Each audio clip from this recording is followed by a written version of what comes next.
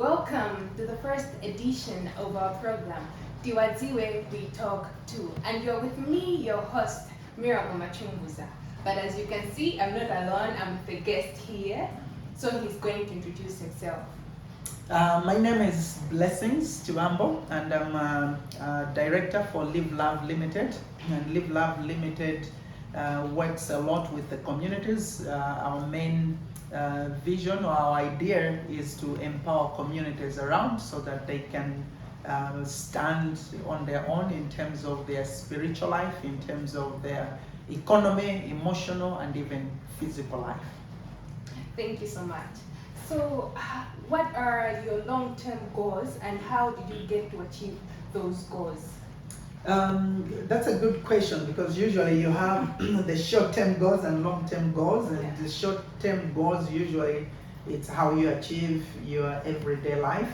By everyday life I mean in terms of live, love, yes. Logistics and all that. But our long-term goals is to see these people, stand on their own, as I said in the very beginning. But we want to look at people being economically stable, Yes. people being emotionally stable, people being physically stable, and how do we achieve some of those things? That's where we get into our programs, where we're looking at to have a fully fledged clinic. That's our long-term goal. We want to have a fully fledged vocational training school, where we train these community members in terms of carpentry, in terms of sewing, in terms of welding, in terms of electricity installation, things like those, so they can stand on their own.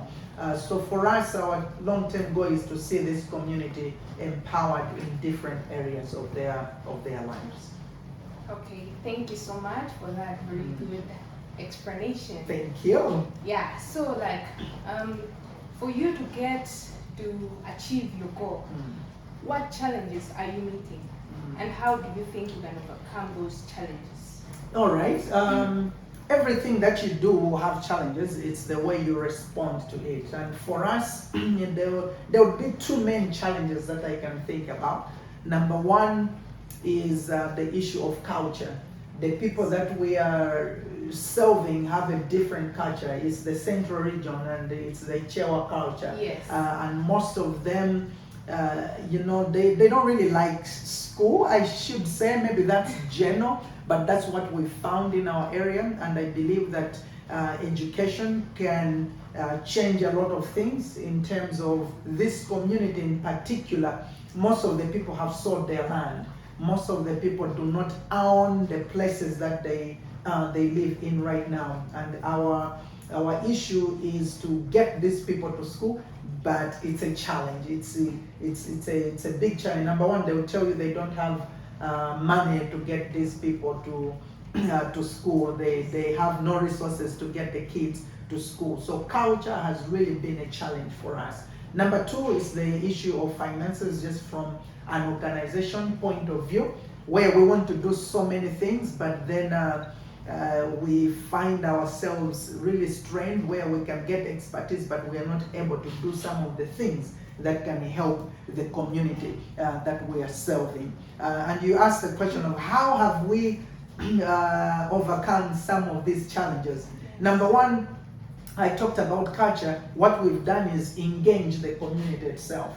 So for example, I meet chiefs, we meet chiefs like each and every year, at the beginning of the year, at the end of the year. And what we've also done with the communities that we serve, we've come up with committees. So these committees help us to maneuver some of the areas that we might not know as an organization. So they'll tell you, this is how we do this is how we do that.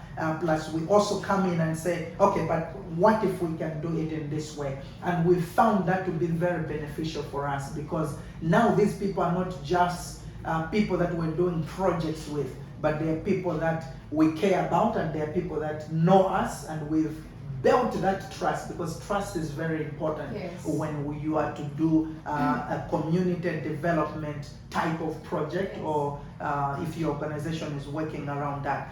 Secondly, in terms of finances will always be a challenge everywhere. But what we've also done is to find simple local resources that we can use that do not require a lot of things. So we can be able, to do after school programs by using the school that is already there, the resources that are already there. We can be able to say, we want to build something. We use the local resources that are right there in the communities. We use the local expertise that are there in the communities, which minimizes the cost of prices of things that we might encounter. So that's how we've overcome some of the challenges that we encounter. Okay, thank you so much. So you as a country director of Live Love Malawi, what values or principles do you follow? Number one, I'm a Christian in terms of my religion. So love is something that is on top of my list, because what I know is I meet with different people. I come from a different background, and if I can't love on these people, what will happen is I'll miss a lot of things. So love is my core value. Number two is respect for people, because I know everybody has been created in the image of God, and that God has just sent me to be a vessel to reach out to these people. So that's really important for me. So respect for the people that I serve, respect for my staff, respect for myself, respect for my family, and respect to even the people that just surround me to make my work be a success. So those would be the two most important values that I hold on to, because humility would be one of them as well, because I don't want to be seen as, actually, if you've noticed, if you come to Live Love, people don't call me boss here. People don't call me Abwana in Chichewa, because I don't like that word. If they want to respect me, just respect me for the work that I do. But I don't want that word to become something that will be a barrier between me and the people, because it will be hard for me to love them. It will be hard for them even to reach out to me. So I want to work by respecting the work, but at the same time respecting each other. So love, humility, as well as respect. Okay. Yes. So according to you, what do you think makes a good leader? I feel like unselfishness, because there's a lot of leaders that they want things for themselves. They are not built that way, because what happens, you have a span which God gives you. You have a timeline that God gives you to serve. And if you are very selfish, you find yourself that you can't mentor others to be in the same position that you were in. And then we begin to say, oh, this generation doesn't know what to do, because of the selfishness. You go in a lot of companies, you find that a boss is like a god, but everybody fears them. Everybody doesn't know how to approach them. I don't want to be like that, and I feel like that's the first component, because the rest will just follow. As a good leader, you have to read so you can know information. Yes. You have to know what's going on in the world, so that you know where to do and what to do things properly. So, but for me, unselfishness is really key to being a good leader. Okay. Yes. Thank you so much. What advice can you give to everybody watching us all over the world, especially the young leaders who are planning to become one of the staff in the government or everywhere else? Okay. What advice can you give to such kind of people? All right. So number one, I should talk to those that feel like they don't have anything to offer to this world. I will tell you that's a wrong perspective. Everybody has something to offer. You say, but in class I don't do good. Who cares? God has talented you with something very unique. When I look at my background, I come from a poor background, but God has raised me up to be where now I'm an influence to young people, to chiefs in the villages, to even people in the government and in so many, arenas, Australians, Americans, name who, I'm able to influence them. but did I have what it took? I didn't know at first. But now I can assure you, you have something that you can offer to the world. So God will groom you and just give yourself unselfishly to say, God, what do you want me to be and who do you want me to impact? And God will be able to do that for you. Secondly, I want to talk to those that have already attended and they feel they have it.